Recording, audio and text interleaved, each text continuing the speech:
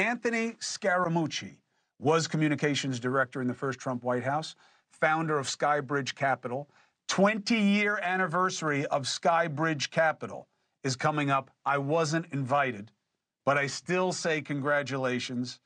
Scaramucci, supra genius. Yeah, you really too much. Of course you were invited. You know you were invited.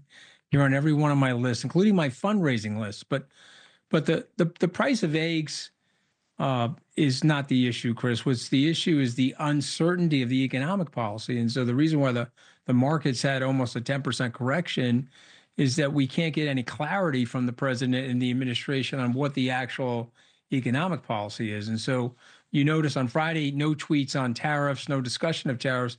Market rallied a little, but there's just great uncertainty out there. And I'll just point out to everybody that the European markets are up and the American market is lagging, which is telling you the stuff that he's saying about our allies and to our allies is hurting our capital markets. You know, flows of funds are going away from the United States right now as a result of the bellicosity of this rhetoric.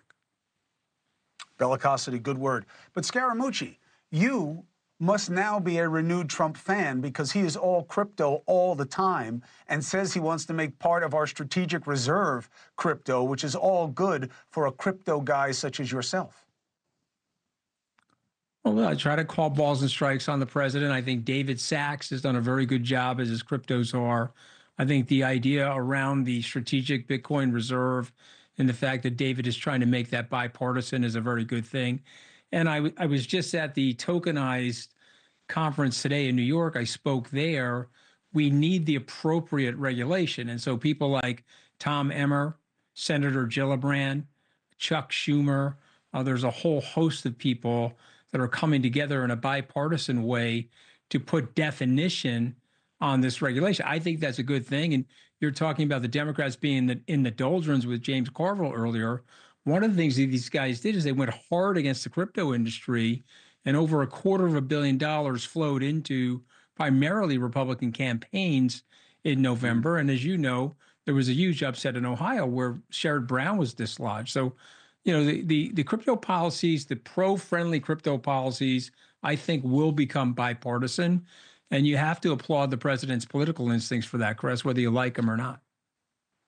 Well, the question is, what are his instincts being driven by when it comes to crypto? But we'll leave that for another day. Warren Buffett says he wouldn't touch it.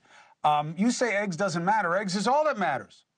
Eggs as groceries proxy and gas, that's what got him elected.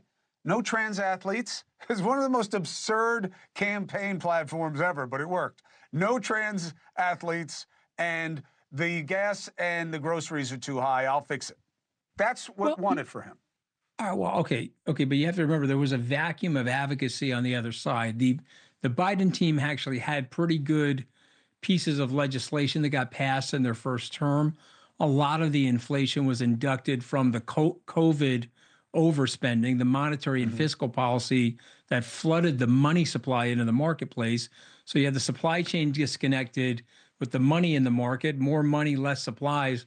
Of course, prices are going to go up, but you know, unfortunately, they didn't give Vice President Harris a lot of time to frame her narrative. She wouldn't go on certain shows, as you know, to face some of the tougher questions. And again, you know, calling balls and strikes on President Trump, he was everywhere, and those were big issues for people. And there was a good group of independents that went with him. And remember, even though they literally failed on so many different levels of Democrats in terms of their intergenerational transfer, they only lost by 1.5%. So they could put it together, but they are floundering right now. I mean, look, what the Democrats have to deal with is that more Americans looked at Donald Trump and saw a sell proposition that more resembled normal than the Democratic offering. That's what they have to get their hands around. And yes, I don't buy the mandate thing either. Yes, he won all the swing states. Yes, he moved demographics in his favor. That's fine. But we were still dealing with an attrition election. Biden got more votes, and it's not supposed to work that way, that this one went down. And that's something that people should look at. And he only won like less than a third of the eligible voting pool. So there's plenty to look at for the Democrats if they want to look at it that way. Congratulations on 20 years. Are you coming to the party, Chris Cuomo? I wasn't invited. I wasn't invited. Just I wasn't unbelievable. invited, Of course, Anthony. you were invited. You know, I'm telling everybody, you, I wasn't invited.